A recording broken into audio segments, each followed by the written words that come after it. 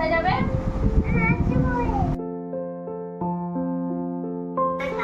ও তুমিও গোপাল ঠাকুর? ও এগুলো খুলে দিই না।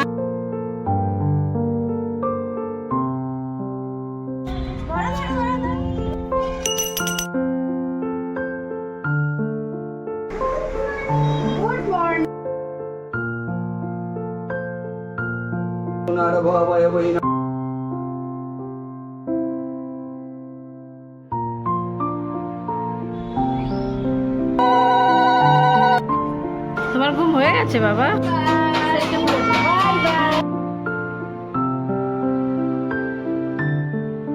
গুড মর্নিং এভরিওয়ান, কেমন আছো তোমরা সবাই? আশা করছি ভালো আছো, আমরাও খুব ভালো আছি। চলে এসেছি আবার আরেকটা ঝলমলে ভিডিও নিয়ে তোমাদের সামনে।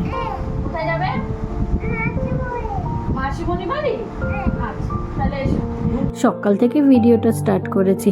এই ভিডিওটা শুট করেছিলাম কৃষ্ণের জন্মাষ্টমী। সকাল সকাল ঘুম থেকে উঠে কিছু কাজকর্ম সেরে চা বিস্কুট খেয়ে চান সেরে টুবু বাবুকে ঘুম থেকে তুলে দিয়েছিলাম। টুবুকে দুধ বিস্কুট খাইয়ে দিয়েছিলাম। দেন আমিও ব্রেকফাস্ট সেরে মাসিমণির বাড়ি বেরি করার উদ্দেশ্যে এর মধ্যে পৌঁছে গেছিলাম। ওই 10:30 11টা মতো বেজেছিল। এসে দেখি ওদের পুজো কমপ্লিট হয়ে গেছে।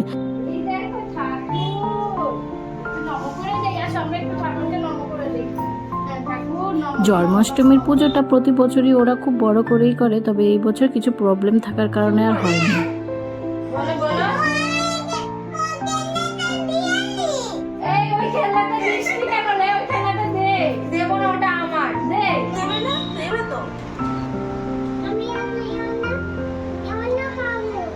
ওগুলো খাবে? ওগুলো তো ওই যে ঠাকুর, গোপাল ঠাকুরের। ও তুমিও গোপাল ঠাকুর? ও তুমি টুবু বেটা? আচ্ছা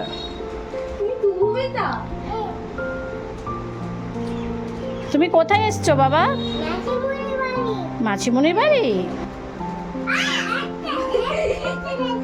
অ্যান্ড তা ওগুলো ওই যে ঠাকুরের, গোপাল ঠাকুরের প্রসাদ নেবে। এটা গোপাল ঠাকুর দিয়েছে, তোমায় কিছু করবে না, এটা ভালো। অ্যান্ড মিষ্টি নাও একটু। থ্যাংক ইউ বলেছো? টুবু বাবুর কথা শুনে দিদিয়াদের তো অলরেডি পেট ব্যথা হয়েই গেছে। সে আবার ডিমান্ড করেছে গোপাল ঠাকুরের সামনে দেওয়া চকলেটগুলো তাকে দিতে হবে, তার এগুলো চাই। দিদিয়া আবার তার আদরে গুলু ভাইকে রাখি পরাতে পারেনি, তাই রাখি নিয়ে হাজির হয়েছে। সেই দিনই দিদিয়া আদরের গুলুকে রাখি পরিয়ে দিয়েছিল।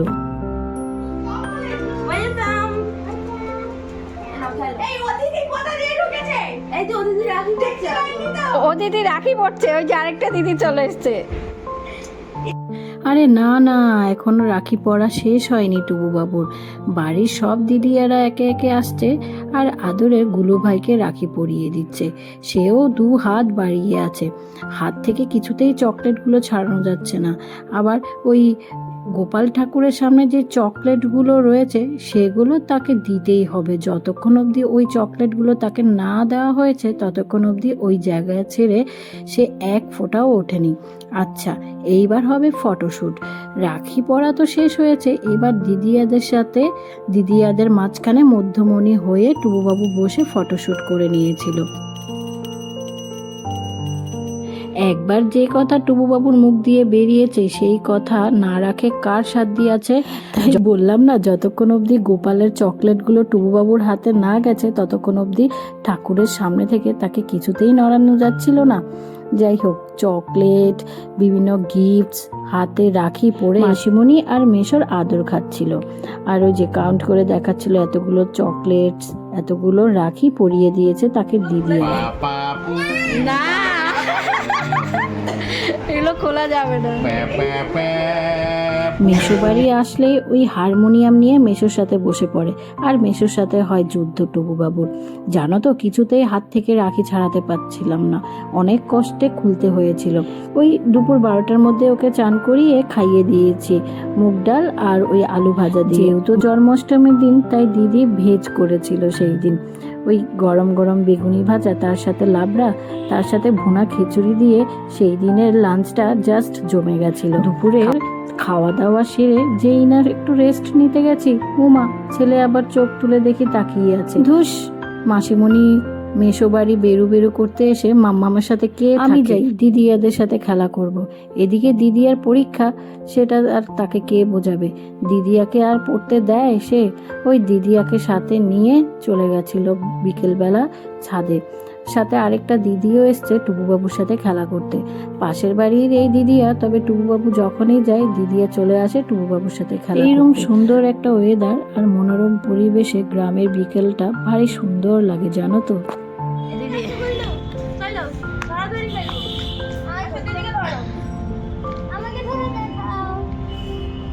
অন্ধকার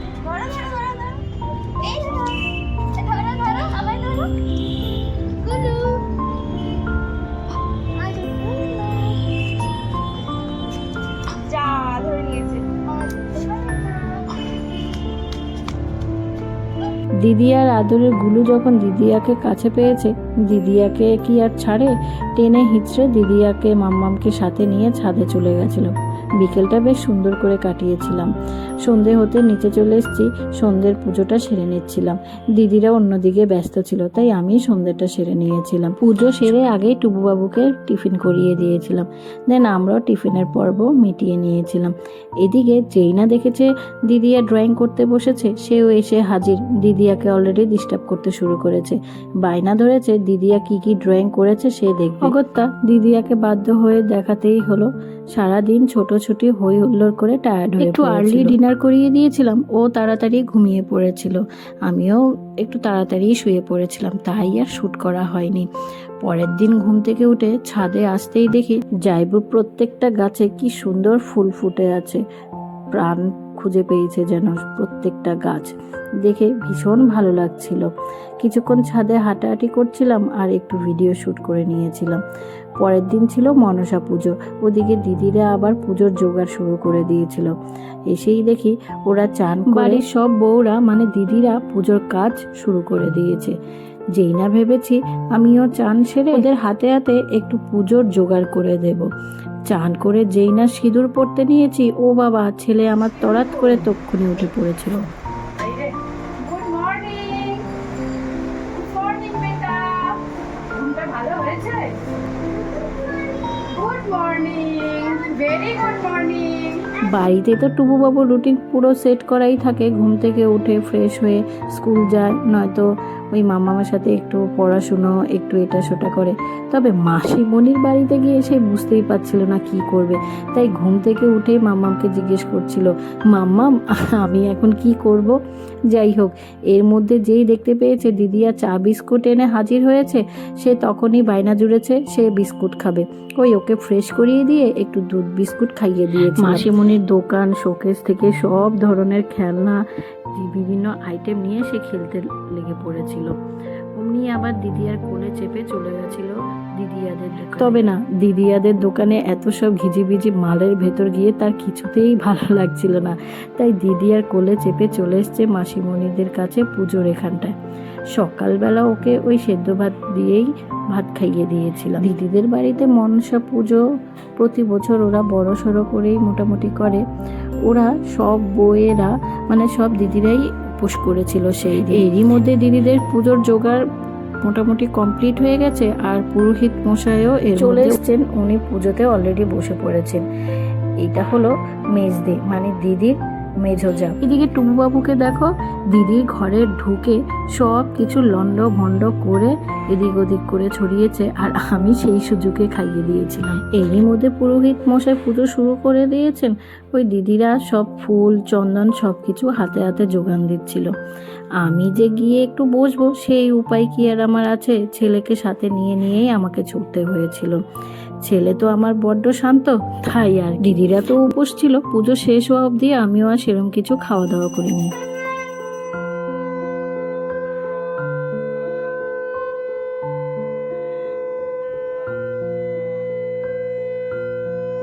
দিদিদের বাড়িতে যেহেতু যৌথ পরিবার, ওরা মোটামুটি বড় একটা পরিবার, তবে ওরা আলাদাই খায়।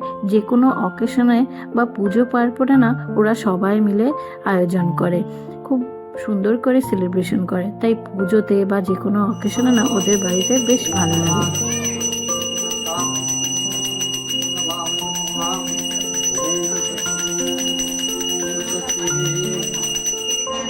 ओम सर्वाच्चंग देवाच्चंग विवति कन्यं प्रबन्धनं निरुसुवर्णदायिकालज्ञं मासा चन्द्यं स्याम विवेकरागं पुनर्भवय वै नमः ओम श्रीशामं जमकालं चन्द्रभूतनाकवा पवनदीपति भूम्याकाशकेशरा ओम रवं सात्नमस्तायं कल्पद्भ्यां सुन्दरीमाय नमः।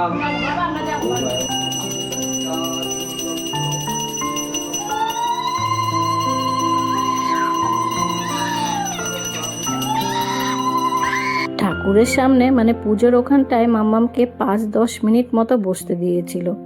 ব্যাস, এটাই তো অনেকটা সময়। এর বেশি আর কত সময় বসতে পারে আমাদের টুবুবাবু?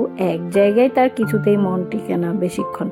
যাই হোক, এদিকে দিদিয়ারা আবার আদরের গুলু ভাইকে গোপাল সাজাতে ব্যস্ত হয়ে পড়েছে।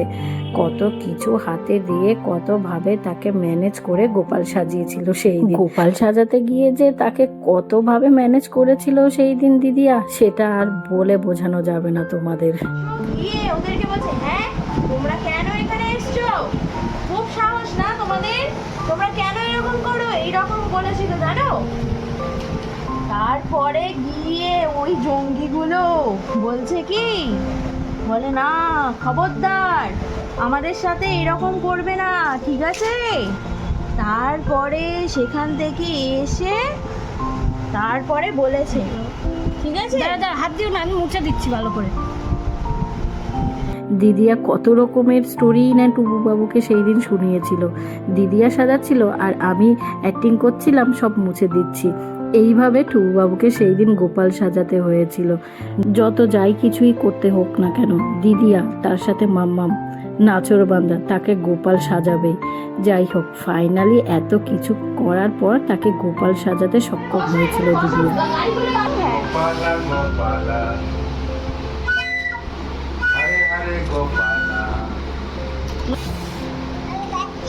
আর পাচ্ছ না?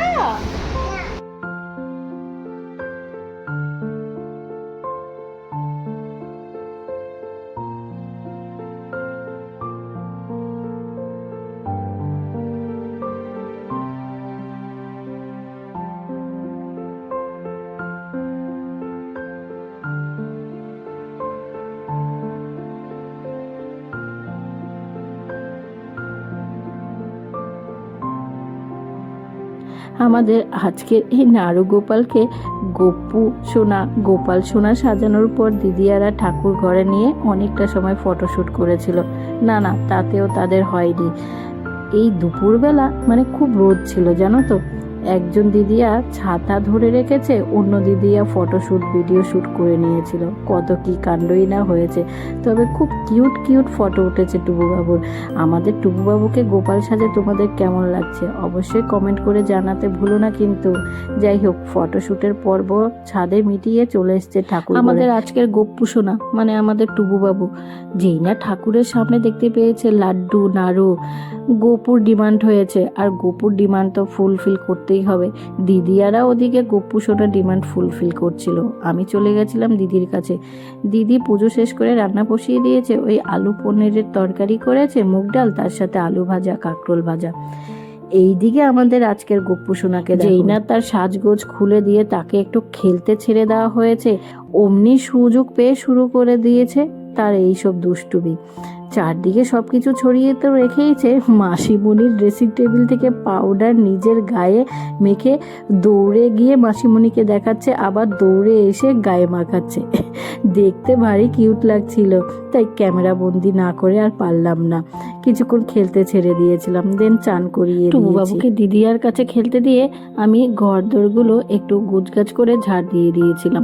আমার আবার কি বলতো, ঘর দোর একটু পরিষ্কার পরিচ্ছন্ন গোছানো থাকলে বেশ এনার্জি ফিল হয়। যাই হোক, ওর সাথে খেলা করতে করতে ওকে দুপুরের খাবারটা খাইয়ে দিয়েছি। দেন আমরা সবাই দুপুরের খাবার সেরে নিয়েছি। এর মধ্যে আসলে বাড়ির সব দিদিরাই তো পুজো করেছে, উপোস করেছে, তাই ওরা আর ভাত খায়নি, আমরাই খাবার দাবার সেরে নিয়েছি। টুবু বাবুকে ঘুম পাড়িয়ে দিয়েছি। তখন ঘড়িতে সময় ওই বিকেল 3:30 4টে মতো বেজেছিল। মায়ের সামনে দুধ কলা এনে ওদের ছাদে শীতলা গাছের সামনে রেখে পুজো করছিল।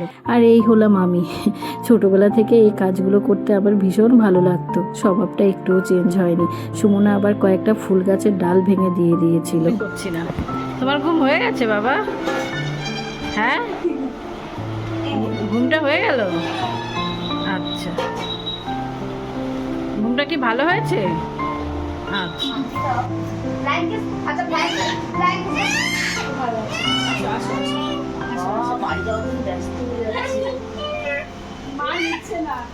সব মাসিমণি থেকে বিদায় সেরে নিয়েছিল।